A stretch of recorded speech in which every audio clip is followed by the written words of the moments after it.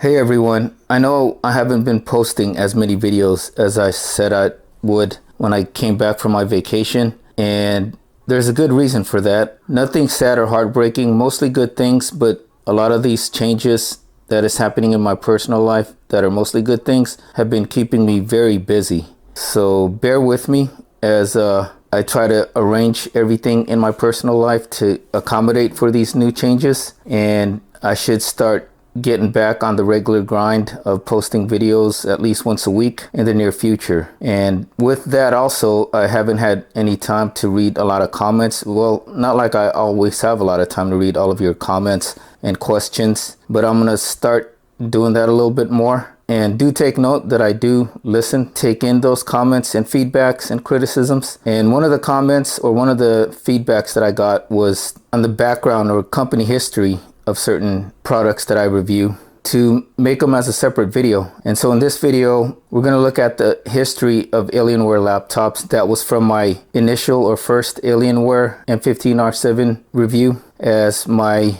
upcoming long-term Alienware M15 R7 video will be coming out. So I do listen. It just may take a little bit of time for me to see your comments and to actually get back to you guys. So with that out of the way, once again, I want to apologize for not posting as regularly as I should be doing. So I don't know if you guys know much about the computer or laptop industry, but as far as like boutique builders go, I believe there was 3 big boutique builders to start off. There was Alienware, that is now owned by Dell, Voodoo PCs, that is now owned by HP, and then you have Falcon Northwest, the granddaddy of them, that is still around and still independent to this day. But in this video, what we will be talking about is a brief history of Alienware, particularly their gaming laptops, how they got started, how their laptops have evolved throughout since they first started until most recently in today, 2022 to 2023. Alienware is a company based in Miami, Florida. The company was founded in 1996 by Nelson Gonzalez, and its original name was called Sikai, S-I-K-A-I. And the company was first known for being the retail and assembly provider for business workstations and personal use desktops. But soon after they had opened in 1996, they kept getting more and more requests to build gaming PCs that could run the latest computer games without any issues. That's when Nelson Gonzalez brought in his childhood friend Alex Aguilla on board as co-founder and rebranded the company as Alienware. And if you're wondering how they got the name Alienware, it was because of the founder's fondness for the hit television series X-Files, which was a mystery show involving aliens. And then from there, the company started to build high-end gaming rigs and eventually laptops. After 1997, Alienware started to generate buzz around the industry as a primary solution for home users for gaming desktops. And their first gaming desktop was dubbed the Area 51, and it became an instant hit. That first Alienware Area 51 machine didn't have the looks of what you would identify with Alienware back then. So the first Area 51 tower was an Intel machine running 3 video cards, including one for 2D graphics and 2 additional cards with the Voodoo's 3D effects chip, not even a NVIDIA chip at the time. It also featured dual sound cards from Sound Blaster, the Sound Blaster 16, with DirectX 3D audio. And the price tag back then of that first Alienware Area 51 desktop tower was $3,799. In early 1998, Alienware introduced an AMD powered variant of the Area 51, called it the Alienware Aurora. And then starting in the year 2000, the company started adding different metallic colors into their Area 51 and Aurora, with colors like Nova Yellow, Plasma Purple, Saucer Silver, Conspiracy Blue, Cyborg Green, and Martian Red. In 2002, Alienware introduced their first ever gaming laptop called the Area 51M. And the specs, it was a 15-inch laptop with a 2.4 gigahertz Intel Pentium 4 processor and Radeon. Remember that? Back when it was just ATI instead of AMD. ATI Radeon 7500 graphics card. Add on 512 megabytes of RAM and a 40 gigabyte hard drive. Not SSD drive, but an actual hard drive. Integrated floppy and DVD drive and a built-in modem. This made it compelling as a desktop replacement. And the price of that Alienware Area 51M started off at $2,700, and it made it prohibitively expensive to buy at the time, and even for modern times today. In 2003 is when Alienware introduced their now iconic classical look in the Alienware Area 51 Predator 1. It was their first desktop PC to have the defining alien head design and a space age inspired aesthetics. Beyond its looks, it was one of the first systems to utilize a 256 megabyte NVIDIA GeForce FX 5900 Ultra graphics cards, and it also came with 3 GHz Intel Pentium 4 processor, which ran on an 875 chipset named Canterwood. The price of that desktop, $3,599. In 2005, that Alienware Predator 1 desktop design would trickle down into their laptops with the Area 51 M7700. And that laptop was spec'd with an AMD Athlon 64 FX 60 dual core and 256 megabit NVIDIA GeForce 7800 GTX graphics cards, two 80 gigabyte HDDs spinning at 7200 RPM in RAID 0 with a hot 8X dual layer DVD plus minus RW drive, a 17-inch WXGA plus 1440 by 900 display to top it off. In 2006 came another milestone for Alienware with the acquisition of Alienware laptops and desktops by Dell.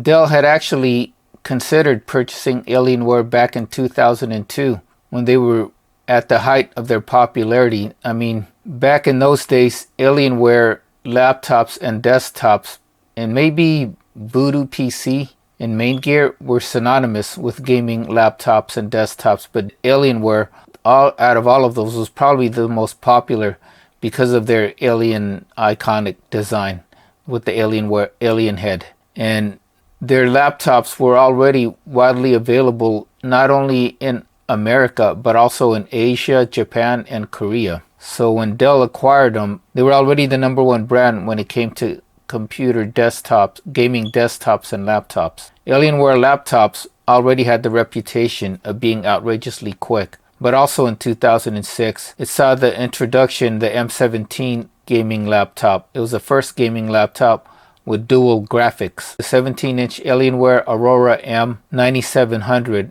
and it was the first SLI graphics powered gaming notebook to feature two GeForce Go 7900 GS GPUs. The two graphics cards together allowed the Alienware Aurora M17 to run solid frame rates at a resolution of 1920 by 1080. And aside from the graphics power, the 17-inch gaming laptop came with loads of hard drive space, an integrated TV tuner, and even a surround sound hookup. The Alienware M17, or the Aurora M7700 as its model name was called, also came outfitted with an AMD Turion 64 processor clocked at 2.4 gigahertz. It also had a 1.3 megapixel front-facing camera on the screen. The weight of that laptop was an average of 4.3 kilograms or 9.7 pounds.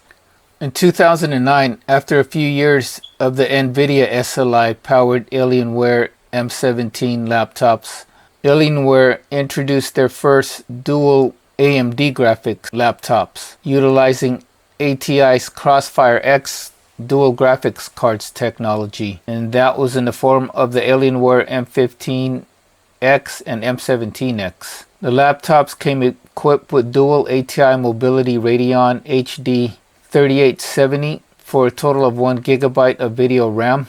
Imagine that in 2009, just to get 1 gigabyte of video RAM, you had to have 2 video cards, which nowadays you can get 8 gigabytes of RAM in one video card. It came with an Intel Core 2 Extreme QX 9300 quad-core CPU running at 2.8 gigahertz. And the price of those spec'd out laptops back in the days was $3,514, which is really expensive back then. Even today, that's a pretty expensive laptop. In 2010, Alienware introduced another first, the world's smallest gaming laptop, in the form of the M11X, an 11-inch gaming laptop, which is almost unthinkable at the time. The Alienware M11X included a discrete NVIDIA GT 335M graphics card, Intel Core Duo SU7300, an 11.6-inch LED WXGA 1366 by 768 display, 2 gigabytes of DDR3 memory, and either 500 gigabyte hard drive or 256 gigabyte SSD drive. And as for performance, the Alienware M11X had enough power to run such games at the time that were graphics intensive like Crysis at 720p and also Call of Duty at 30 frames per second. The M11X measured 11.3 by 9.2 by 1.3 inches and it weighed in at 4.4 pounds. The starting price to get the M11X back in 2010 was $799, so it's not that bad, but a spec'd out version would cost you over $1,099. So not a bad deal back in those days for a gaming laptop, but it was only 11 inches. In 2011, as a follow-up to having the smallest gaming laptop, they introduced their biggest gaming laptop with the Alienware M18X in 2011. The Alienware M18X had a monstrous 18.4-inch 1920 by 1080p Full HD display, and you can outfit it with either an AMD Crossfire X dual graphics or NVIDIA SLI. It also came with an Intel Core Extreme CPU, 32 gigs of DDR3 RAM, and plenty of options for storage. In 2013, Alienware made another extreme makeover on their laptops, giving them a new suit of armor, building them out of aluminum and magnesium alloy. And the new laptops were announced as the Alienware 14, 17, and 18. The standard configuration for these laptops included a quad-core Intel Core i7 processor, dual NVIDIA GTX 765M graphics cards with 2 gigabytes of GDDR5 RAM, and a 1080p display. In 2014, Alienware introduced their second smallest gaming laptop with the Alienware 13. It ditched the optical drive in favor of SSD drives, and the 13-inch notebook came with a 2560 by 1440p touch panel display and NVIDIA GTX 860M for graphics. In 2015 until the present day, Alienware started slimming down their 15 and 17-inch laptops with the new Alienware 17 and 15 respectively. The machines dropped the use of plastic in favor of carbon fiber to give it a stronger but lighter build. The laptops were also outfitted with the NVIDIA 980M graphics and Intel Skylake processors. 2016 marked the 20th anniversary of Alienware, and they also refreshed their Alienware 13 laptop with a small upgrade. What type of upgrade? It was one of the first laptops with an OLED display, and not just a regular OLED display, but it was a touch display. The Alienware 13 R3 had a 2560 by 1440 OLED anti-glare 1400 nits of brightness touch technology display. It was also equipped with the GeForce 1000 series GTX 1060 with 6 gigabytes of GDDR5 RAM, and you can get it with two 8 gigabytes of DDR4 2400 RAM in dual channel mode, Intel Core i7 7700 HQ running at 2.8 to 3.8 gigahertz. For storage, it had a NVMe 256 SSD drive, another first.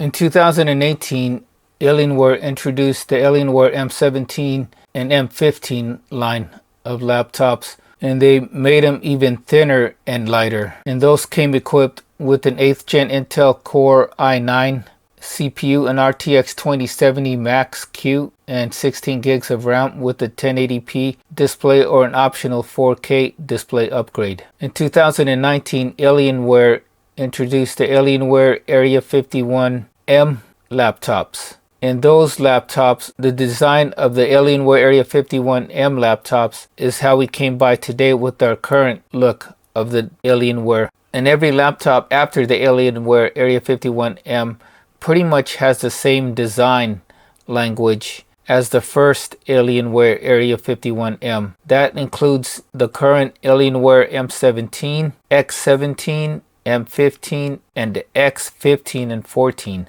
So we're just going to end it right there so this video don't take too long. Let's just say Alienware is and has been for over 26 years. They have been an industry leader in building and designing unique laptops and desktops. And the other good thing about Alienware, especially if you live in any of the regions where they sell them directly, like the United States or North America, Mexico, and some parts of Europe and Asia, is that during the first year, or if you get premium service or the premium warranty for an extra like 100 or 200 a year, you get free on-site service. So if anything happens with your Alienware laptop, you can pretty much have a technician come to your house and fix it for you, instead of like with other laptop makers like say Asus or MSI or Gigabyte. You have to send your laptop to the company,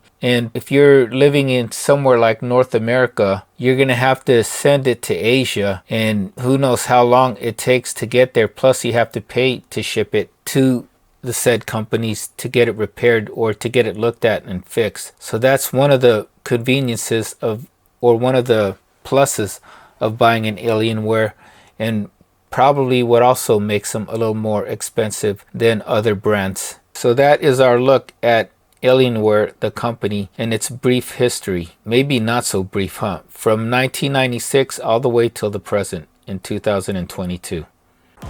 So that was our look at the brief history of Alienware, mostly its laptops. That was from my initial first review of my Alienware M15 R7. And you could tell that when you watch this video by how it looks back then till how it looks like right now with the new skin.